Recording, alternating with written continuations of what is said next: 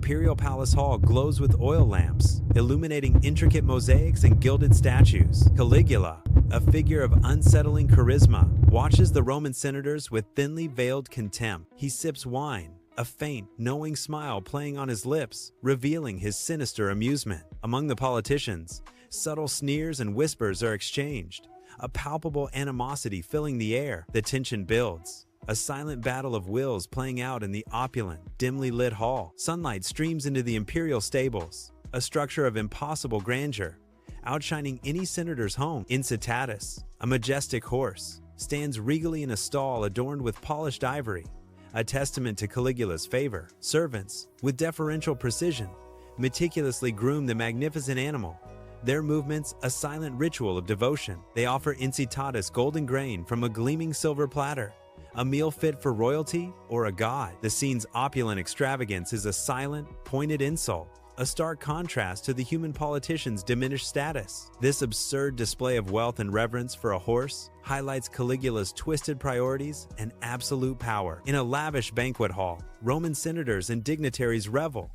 their laughter echoing amidst clinking goblets. Caligula, at the head of the table, raises his hand, and a chilling silence descends upon the room. With deliberate, chilling calm, he declares, "I intend to make Incitatus a consul." Stunned silence, disbelief, and growing fear grip the senators, an uneasy realization dawning on their faces. The next morning, one chair at the Senate stands conspicuously empty, leaving a lingering sense of dread. Early morning light bathes the grand Roman Senate chamber, yet a heavy, ominous silence hangs in the air. Senators, once boisterous, now move with hushed reverence, their eyes darting nervously around the chamber. A prominent empty seat stands starkly visible, a chilling symbol of absence and unspoken dread. Whispers ripple through the chamber, tales of a senator who dared to smirk at Caligula's decree, now mysteriously gone. The initial amusement at Caligula's declaration has curdled into a palpable, suffocating fear among the assembled. Each senator's face reflects the chilling realization: no one is safe from the emperor's unpredictable wrath. In the imperial dining hall, gold and marble gleam, but the air is thick with unease as Emperor Caligula smiles chillingly. Next to Caligula, Incitatus, a magnificent horse, stands regally, doted upon by nervous servants offering morsels. Caligula raises his goblet, declaring, "To Incitatus's wisdom," as pale senators flinch in fear. Each time Incitatus lets out a neigh, a visible flinch ripples through the men, their fear palpable in the opulent chamber. In Caligula's dimly lit chamber, flickering candlelight casts dancing shadows across his face, revealing profound loneliness and paranoia. He sips wine from a jeweled goblet, his eyes darting nervously into the surrounding darkness, expecting an assassin. A low guttural growl escapes him, a visceral memory of past betrayals and attempts on his life. His gaze softens, shifting towards a stable in the distance, a flicker of trust appearing in his eyes. The vast emptiness of the chambers is revealed, a sense of impending doom hanging heavy.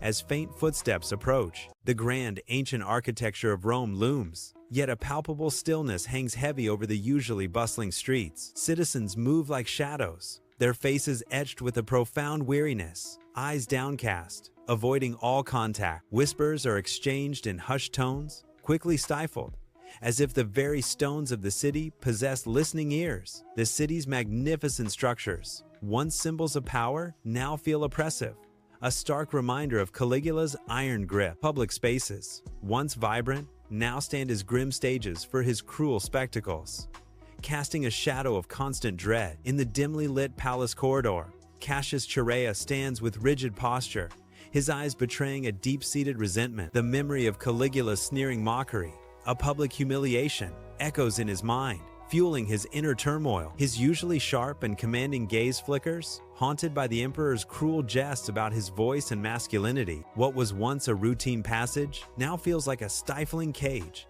amplifying his simmering rage with every passing moment. Nearby, other guards exchange uneasy glances, their own apprehension palpable in the tense atmosphere. The corridor, a silent witness, seems to press in on Cassius, trapping him in a vortex of fury and humiliation. In a narrow palace corridor, the warmth of the recent event still lingers, subtly pierced by the distant murmur of a retreating crowd. Caligula saunters through the corridor, a smirk playing on his lips, oblivious to the brewing storm. Cassius Chaerea steps forward, his face a mask of cold resolve, his eyes fixed on Caligula. With brutal force, Cassius stabs Caligula.